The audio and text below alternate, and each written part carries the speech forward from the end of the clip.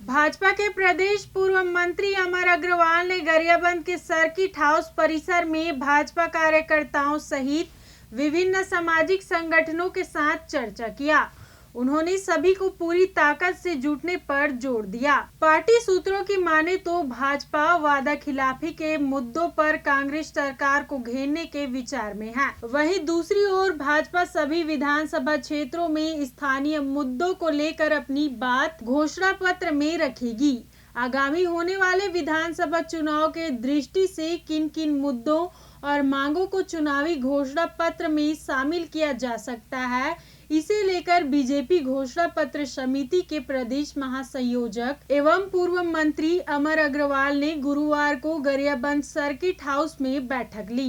बैठक में विभिन्न सामाजिक संगठन, सरकारी कर्मचारी संगठनों, धार्मिक संगठनों के अलावा वकील, शिक्षक, प्रोफेसर, पटवारी, व्यापारी और पेंशनर संघ के प्रमुख पदाधिकारियों, फुटकर व्यवसायियों, मजदूरों, किसानों सहित हर तबके के लोगों से चर्चा कर उनका सुझाव लिया। इसके अलावा पूर्व मंत्री अग्रवाल ने पार्टी के वरिष्ठ कार्यकर्ताओं से भी अलग से चर्चा कर उनकी राय और उनका सुझाव लिया। पूर्व मंत्री अमर अग्रवाल ने कहा कि जो हम कर सकते हैं वही हमारे घोषणा पत्र में शामिल होगा। पार्टी की घोषणा पत्र के लिए जन भावनाएं आवश्यक हैं। लोगों की जरूरतों को देखते हुए हम विधानसभा स्तर तक जाएंगे, सारे क्षेत्र के सारे वर्ग के लोगों से मिलेंगे, उनकी भावनाओं को समझेंगे और एक सुझाव पेटी भी 20 दिन रहेगी और उन सारी बातों का आकलन करके ज्यादा से ज्यादा जन भावना का समावेश हम अपनी घोषणा पत्र में कैसे करें,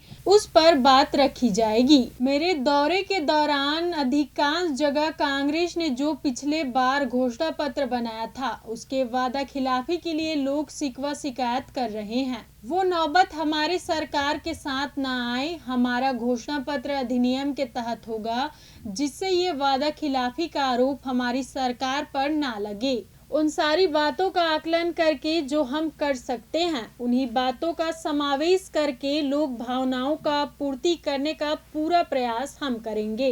क्या था आज के इस कार्यक्रम का उद्देश्य? आज छत्तीसगढ़ शासन के पूर्व कैबिनेट मंत्री अमर अग्रवाल जी, जो कि घोषणा पत्र समिति के प्रदेश के सह संयोजक, उनका आगमन हुआ था और बिंदानगर विधानसभा क्षेत्र की जनताओं से रूबरू हुए। इसमें अधिवक्ताओं से, कर्मचारियों से और लिपिक वर्ग है, इस तरह के बहुत सारे लोगों से रूबरू हुए ताकि आने वाले चुनाव में भारतीय जनता पार्टी घोषणा पत्र किस तरह से बने उसके बारे में चर्चा हुई। सर, घोषणा पत्र में भाजपा अपनी बात कहां तक रखेगी और लोगों के विचार कहां तक शामिल करेगी? देखिए, कोई भी पार्टी का घोषणा पत्र आगामी सरकार बनने के बाद उनकी कार्य योजना होती है, तो जन भावनाएं उसमें बहुत आवश्यक है, क्योंकि कोई भी लोकतंत्र कह लें या कोई भी शासन कह लें, वो पूरे लोक कल्याण के लिए ही होता है। तो कौन अपना हित किसमें समझता है, उनकी जरूरतें क्या हैं, और इसीलिए हमने इस बार तय किया है कि विधानसभा स्तर तक हम जाएंगे, सारे वर्गों से, सारे क्षेत्र के लोगों से मिलेंगे, उनकी भावनाओं को समझेंगे और एक सुझाव पेटी भी 20 दिन रहेगी और उन सारी बातों का आकलन करके ज्यादा से ज्यादा जन भावना का समावेश हम घोषणा पत्र में कैसे करें और यथार्थ के रूप में। जैसे मैं 2 दिन से घूम रहा हूं, अधिकांश जगह कांग्रेस ने जो पिछले बार घोषणा पत्र बनाया था उसकी वादा खिलाफी के लिए लोग शिकवा शिकायत कर रहे हैं। वो नौबत हमारे साथ न आए। तो हमारा जो घोषणा पत्र होगा उसको हम अधिनियम के तहत, मतलब कोई इसके लिए एक्ट पास तो नहीं हो सकता, कौन से स्वरूप में होगा जिससे ये वादा खिलाफी के आरोप हमारी सरकार पे न लगे। तो सारी बातों का आकलन करके हमारे जो हम कर सकते हैं, हम उन्हीं बातों का समावेश करते हुए लोक भावनाओं की पूर्ति करने का पूरा प्रयास हमारा होगा। सर, कांग्रेस सरकार कहती है कि अब की बार 75 पार, इस पर क्या कहेंगे आप? नहीं, देखिए कांग्रेस क्या कहती है 75 पार कभी उल्टा ना हो जाए, कांग्रेस को इस बात की चिंता करनी चाहिए। सर, आपने अभी बात में कहा कि हम अपने घोषणा पत्र को कानूनी रूप देने का नहीं, प्रयास करेंगे। मैंने ये नहीं कहा, क्योंकि कानूनी रूप कोई भी पार्टी का कोई ये पार्लियामेंट और वो थोड़ी है।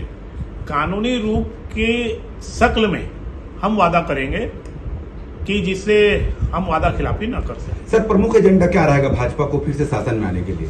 नहीं, देखिए भारतीय जनता पार्टी कार्यकर्ताओं पर आधारित पार्टी है और निरंतर संवाद हमारा आम जनता के बीच में सेवा के माध्यम से कार्यकर्ताओं का बना रहता है। और दूसरा, अगर वर्तमान की सरकार के 4.5 साल के कार्यकाल को देखें तो इस कार्यकाल में एक किसानों के हितैषी होने की दावा करने वाली ये सरकार, वो भी मैं विषय अलग से आऊंगा। इस सरकार की उपलब्धि क्या है? विकास काम शून्य, भ्रष्टाचार खतरे के निशान से ऊपर, कानून व्यवस्था पूरी तरह से ध्वस्त और नशीले पदार्थों का सेवन बहुत तेजी के साथ, क्योंकि कानून व्यवस्था फैल हो चुकी है, हमारे छत्तीसगढ़ में फैल रहा है और आम आदमी इसको महसूस कर रहा है। और जहां तक कांग्रेस का भी किसानों का भी सवाल है, किसानों का पिछले बार जो खाद की ब्लैक मार्केटिंग हुई, दवाई की ब्लैक मार्केटिंग हुई, अमानक खाद 1 एकड़ में 3 बोरा मतलब 90 किलो 900 रुपया उनसे वसूलना, तो वास्तव में अगर इस सरकार की किसानों के जो बोनस दिया है और उसके पीछे जो खींचा है, अगर हम देखेंगे तो किसानों के साथ भी ये सरकार छलावा कर रही है। अब गोबर है, 2 रुपया देती है और 10 रुपया लेती है, तो किसानों को भी जो बोनस का दावा ये सरकार कर रही है, अगर बहुत डिटेल में अगर हम जाएं तो बोनस नहीं दे रही है, जितना दे रही है उससे ज्यादा सरकार खींच रही है और अव्यवस्था फैला रही है। सर, कांग्रेस सरकार प्रति एकड़ 20 क्विंटल धान खरीदी कर रही है, क्या घोषणा पत्र में आपका कुछ धान के लिए रेट? देखिए, हमारा जो प्रयास होगा, देखिए सब पार्टी की अपनी अपनी सोच होती है। हमारा प्रयास होगा समाज का कोई भी वर्ग, किसान भी उसमें शामिल है, उसके लिए जो हम कर सकते हैं वो करेंगे। एक दूसरा, जो हमारा घोषणा पत्र होगा, न केवल अभी वर्तमान जरूरतों को कि भाई मांग है कि ये कीमत दे दो, मांग है कि ये कर दो, वो तो जो करना है वो करेंगे, लेकिन इसके साथ ही हमारी प्राथमिकता होगी कि छत्तीसगढ़ का जो युवा है, छत्तीसगढ़ की जो महिलाएं हैं, वो स्थायी रूप से संपन्न कैसे हो और प्रति व्यक्ति आए, केवल सरकार के भरोसे कि सरकार हमको ये दे दे, उसके साथ साथ हम क्या छत्तीसगढ़ के विकास में योगदान कर सकते हैं, वैसी नीतियों वाला घोषणा पत्र हम बनाएंगे जो छत्तीसगढ़ को आगे विकास की तरफ लेके जाएगा। 3 महीने बाद चुनाव है सर, क्या कहेंगे आप अपने कार्यकर्ताओं को, क्या संदेश देंगे, किस प्रकार की तैयारी करेंगे?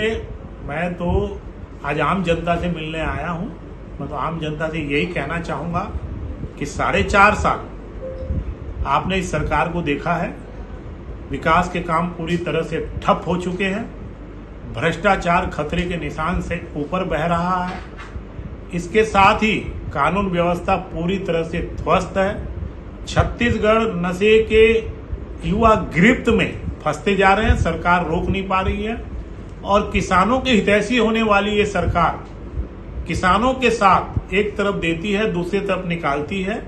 तो मैं तो यही आग्रह करूंगा, 4.5 साल आपने देखा है और उस 15 साल के भी कार्यकाल को देखा है, तुलनात्मक अध्ययन करिए और छत्तीसगढ़। गरियाबंद से जुगेश्वर नेताम की रिपोर्ट, ACN 24।